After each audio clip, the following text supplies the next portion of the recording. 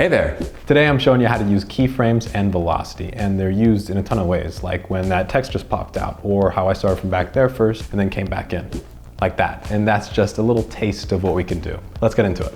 Okay, let's go ahead and open up Adobe Premiere Pro. I'm gonna start with a simple punch in effect that looks like this. I have this clip of me stealing a cheeseburger, and we're gonna do a little zoom in for comedic effect. The first thing we'll do is go up to File, New, Adjustment Layer, and click OK. Let's grab that, throw it into our timeline, select it, go up to Effects, and let's search up Transform, double click to add it, go up to Effect Controls, and I'm gonna find where I wanna zoom in at, right around here. Now under Transform, go to Scale and hit the stopwatch. Let's move up a couple frames and then change the scale to something nice and close. It's gonna default to zoom towards the center of frame like this, but that's all right. We'll add a keyframe for the position. You can keep it default for the first one, and then the second keyframe, we'll just move it towards where we want it. Something like this. There we go. Now a lot of people will leave it at this, which is okay. It's fine, it looks great, but let's just amp it up a little. Find the shutter angle and let's go ahead and add a little something. That'll give us some motion blur like this. Traditionally, when it comes to zooming in on a camera like this, there's not necessarily a linear speed for the zoom, right?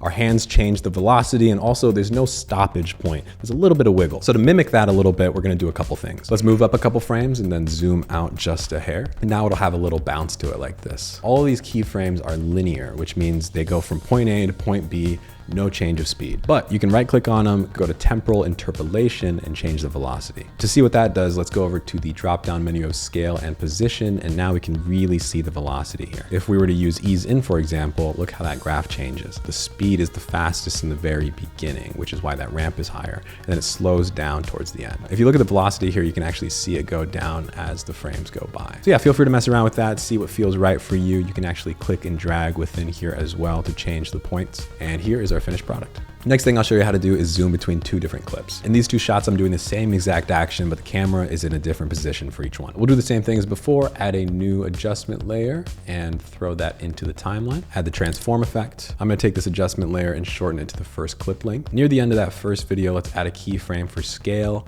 move forward a couple frames, and then up that up again. You'll wanna match the size of the next video, so that looks pretty good. Let's go up on the shutter angle again, throw on some keyframes for the positions. We want these two clips to line up, of course. So on the second clip, I'm gonna show rulers, click and drag some guides on there. I'm gonna use my nose as a frame of reference. And back in the other clip, I'm gonna add some keyframes to the position. In the second one, we'll move that to line up.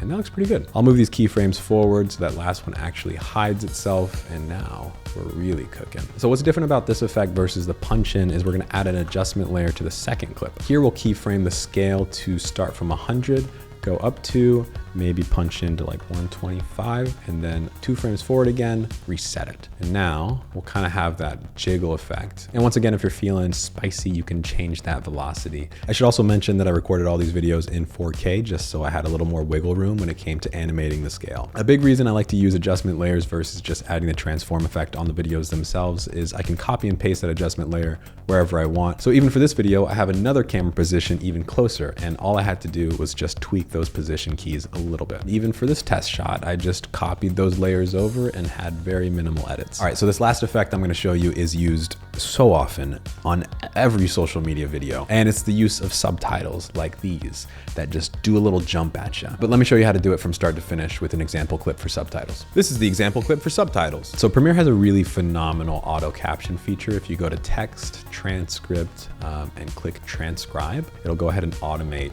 that process for you. Go over to captions and click create captions from transcript. Now we could keep these captions as default, and that's totally fine, but realistically we all have brain rot and have 0 attention span. So we're gonna go ahead and lower that down to maybe 12 for max length, and then duration just all the way down, and then lines to single and create. Let's highlight those, go up to graphics and titles, and upgrade the captions. And this way we can animate them. But for now, let's go to essential graphics and change the look a little bit. I'll increase the size a little bit, take off the shadow, add some stroke. Oh, this is a little side tangent, but if you click this wrench here, you can change the lines to round, and it'll make this little adjustment. People probably don't notice this, but I love it, and it makes me so happy. All right, let's click that first subtitle and add the transform effect and effect controls. Before we begin, we're gonna click anchor point. You'll see a crosshair show up. Let's click and drag that to where you want your text to be for the video. Let's animate the scale, make it something like 50 to begin with,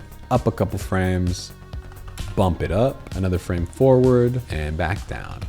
Boom. I'll add a hair of shutter angle as well. Let's keep it simple, add an ease in effect, and that's it. If you want that same effect on every single subtitle, just copy that first one, highlight the others, right click, paste attributes, make sure transform is checked, and click OK. And there you have it. But that's pretty much the basics when it comes to keyframing your velocity. Side note, I think Premiere Pro is fantastic for simple effects like this, but if you really want some control with your velocity, I would highly recommend you check out After Effects. The graph editor is a lot nicer in my opinion, and you don't have to use the transform effect. But that's all I have for you guys. Hopefully you learned a little something on how to spice up your videos, but thank you so much for watching. See you next time.